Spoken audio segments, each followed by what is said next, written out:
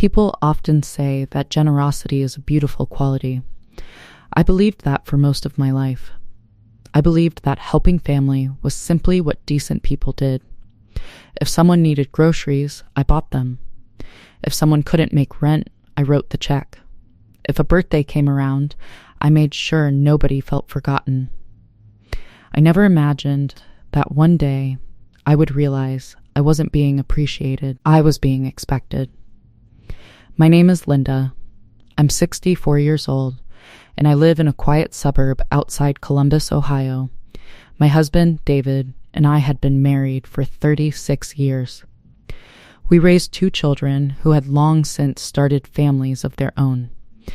We had finally reached the stage of life where mornings were slower, the house was quieter, and retirement felt close enough to touch. At least, that's what I thought. David came from a large family. 3 brothers, 2 sisters, countless nieces and nephews. Every holiday meant a crowded living room, loud conversations, and someone asking for help before dessert was even served. At first, I didn't mind. When his younger brother lost his job, we helped with his mortgage. When his sister needed surgery, we covered expenses her insurance wouldn't. When a nephew wanted to start a landscaping business, we bought him his first equipment. Every time, David would squeeze my hand and say the same words, "They're family." And every time, I nodded, because I believed families should lift each other up. What I didn't realize was that nobody was lifting us. Over the years, the requests became normal. "Linda, could you cover this one bill?" "Linda, it's only until next month." "Linda, you're always so good with money." Funny how nobody ever called David. They called me. Because everyone knew I handled our finances. I worked for nearly 40 years as a financial coordinator at a medical clinic. I packed lunches instead of buying them. I drove my car long after everyone told me to replace it. I clipped coupons. I skipped expensive vacations. Not because I was cheap. Because I wanted security. I wanted retirement without fear. Every dollar I saved represented another peaceful morning I hoped to enjoy someday. David admired that discipline. Or at least I thought he did. One Saturday afternoon, I was organizing paperwork when I noticed our savings account looked lower than expected. At first, I assumed I had entered something incorrectly. I checked again. Then again. Nearly $28,000 had disappeared. My stomach tightened. I walked into the backyard where David was trimming rose bushes. "Did we make a large withdrawal?" He barely looked up. "Oh, yeah." I waited. Finally, he said, Mark needed some help. Mark, his oldest brother. What kind of help? He was behind on his business loan. I stared at him. "You gave him $28,000? It wasn't exactly giving. What was it? A loan. When is he paying it back?" David shrugged. "When he can." That shrug hurt more than the missing money. "You discussed this with me, right?" Silence. Then he smiled as though the conversation wasn't important. "I knew you'd worry." I felt something inside me become very still. "You didn't ask me. I knew what you'd say." "So you decided my opinion didn't matter?" He sighed. "Linda, it's family." There were those words again. The same words that had opened our wallet for decades. The same words that somehow never applied when I wanted to spend money on something for us. A few weeks later, our granddaughter Emily invited us to her school concert. Afterward, everyone gathered at a small restaurant. While waiting for dinner, Mark walked in. He greeted everyone with hugs. Then he pulled brand new truck keys from his pocket. "You finally bought it." One nephew cheered. Mark grinned. "Best decision I've made all year." Everyone applauded. I smiled politely. Inside, my heart sank. That truck looked suspiciously expensive. Driving home, I asked David quietly. I thought Mark couldn't pay his business loan. He couldn't. "So where did the truck come from?" "I don't know. You don't want to know. David kept his eyes on the road.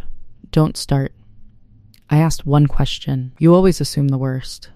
No. I looked out the window. I finally started noticing. For the first time in our marriage, neither of us spoke the rest of the drive. Over the next several months, I began paying attention. Really paying attention. Every family gathering included another request. Someone needed help with tuition. Someone needed help fixing a roof. Someone needed help after a vacation they couldn't afford. Vacation, that word stayed with me. People who couldn't repay thousands somehow managed beach trips, cruises, and new cars. Meanwhile, David and I kept delaying repairs on our own home because he insisted we needed to be careful. One afternoon, I found a folder containing copies of checks David had written over the previous 5 years. I sat at the kitchen table adding the numbers. 5,000, 8,000, 3,000, 12,000, 9,000. I added them again because I thought I had made a mistake. I hadn't. The total exceeded $140,000, money I had spent decades saving, money meant for our retirement, money given away without a single family meeting, budget discussion, or agreement. I wasn't angry. I was heartbroken, not because of the money, because my voice had quietly disappeared somewhere along the way. That evening, I made David's favorite dinner. We ate in silence. Afterward, I poured 2 cups of coffee and invited him to sit on the back porch. He smiled, probably assuming everything had settled. Instead, I slid the folder across the table. I know. His smile faded. I added every check. He rubbed his forehead. Linda, no. I spoke softly. This time you'll listen. He looked at the papers without touching them. I trusted you. I know. I believed we were partners. We are. I shook my head gently. Partners don't hide $140,000. He looked away. I was helping family. And who was helping me protect ours? He had no answer. For several long moments, only the sound of evening crickets filled the silence. Then David finally whispered something I never expected to hear. I promised my brother something, and if I tell you now, everything could fall apart. I looked directly into his eyes. What promise? He lowered his head. I should have told you years ago, and in that moment, I realized the missing money wasn't the biggest secret he had been keeping. David sat quietly, his hands wrapped around the coffee mug, but he never took a sip. For the first time in our marriage, he looked like a man carrying a weight he could no longer hold. I should have told you years ago, he repeated. I didn't interrupt. After 36 years together, I had learned that silence often invites the truth more effectively than anger. He finally looked up. When Dad passed away, he asked me to look after Mark. I nodded slowly. I know your father worried about him. He didn't just worry. David sighed.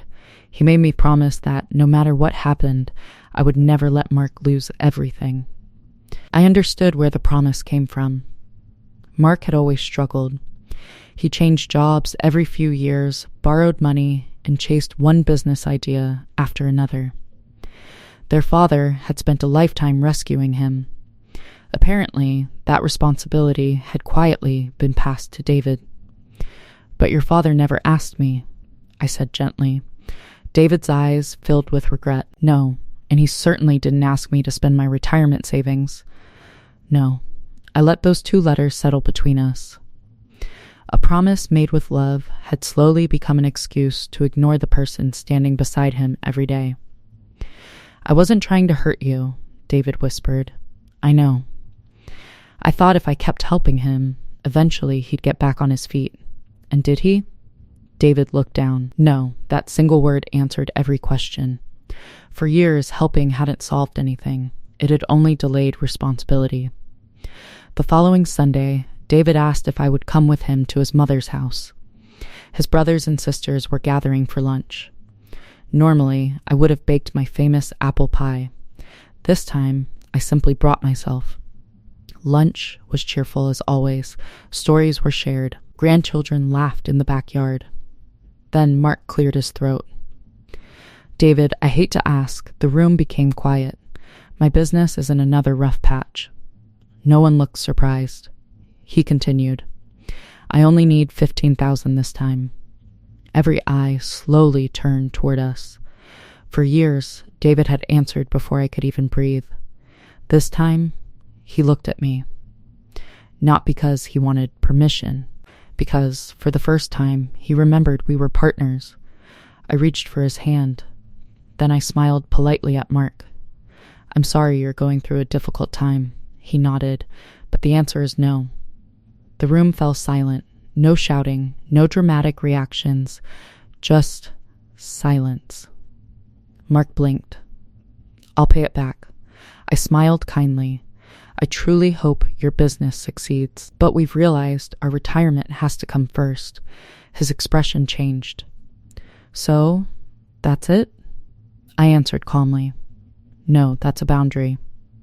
One of David's sisters quietly lowered her eyes. Another brother looked uncomfortable. Their mother sighed softly, but didn't argue. Then something unexpected happened. David squeezed my hand. "I agree with Linda." I turned toward him. He continued speaking to his family. For years, I confused helping with rescuing. Nobody interrupted. I've realized that every time Linda and I solved someone else's emergency, we ignored our own future. Mark crossed his arms. "So you're abandoning family?" David shook his head. No, he spoke more confidently than I had heard in years. "We're choosing to stop financing adults who can make their own decisions." No one argued after that. The conversation slowly changed. Lunch ended earlier than usual. Driving home, David apologized again. "I don't expect you to forgive me overnight. I appreciate that. I broke your trust." "You did." He nodded. "But trust can be rebuilt." Those words surprised him. "You still believe that?" "I believe people can change if they choose honesty." The next few months weren't easy. Some relatives stopped calling. A few invitations disappeared. One niece quietly told me she thought I had become selfish. Years ago, those words would have broken my heart. Now they simply reminded me how comfortable everyone had become with my generosity. One afternoon, our daughter stopped by for coffee. She listened as I explained everything. When I finished, she reached across the table and held my hand. "I've been waiting years for this." I looked at her, confused. "You have?" She smiled gently. "Mom, everyone knew Grandpa's promise, but nobody wanted to tell you." I felt a lump rise in my throat. "You knew?" "I knew Dad couldn't say no." She paused, "But I also knew you deserved to be asked." Her words stayed with me for days. Not because they were painful, because they were true. Respect isn't only about money. It's about being included, being heard, being treated as an equal. A month later, David surprised me. He came home carrying a folder. "I met with a financial planner today." I raised an eyebrow, without anyone asking me. He smiled nervously. "I thought maybe, this time, we could plan together." Inside the folder was a retirement budget, a savings plan, a list of unnecessary expenses we could cut. Most importantly, there was one final page. At the top, he had handwritten, "Every financial decision over $500 requires 2 yeses." I looked up at him. "You wrote this?" I wanted us to have a rule. I smiled for the first time in weeks. A good rule. We both signed the page. Not because it was legally required, because it symbolized something we had almost lost. Partnership. Months passed. Our savings slowly began growing again. We took fewer financial risks. Instead of paying someone else's bills, we finally replaced our leaking roof. We planned a small trip to Maine, something we had postponed for nearly 10 years because someone else always seemed to need our money more. One evening, while watching the sunset over the ocean, David quietly said, "I used to think saying yes made me a good man." I leaned against his shoulder. What do you think now? He smiled. I think protecting my wife is part of being a good husband. I didn't answer immediately. The waves rolled onto the shore, steady and peaceful. Finally, I said, and protecting ourselves doesn't mean we love our family any less. It means we finally love ourselves, too. That sentence settled gently between us. Looking back now, I don't regret being generous. Generosity wasn't the mistake. The mistake was believing that love required endless sacrifice without mutual respect. Closing my wallet didn't close my heart. It simply opened the door to a future where kindness finally included me. And I've learned something I wish someone had told me years ago. The people who are upset by your boundaries were often the ones benefiting from your lack of them. Real love doesn't disappear when you say no. It simply learns to stand on healthier ground. If this story touched you, please comment and subscribe. I have one question for you. Have you ever had to set a financial boundary with someone you loved? Let me know your answer below.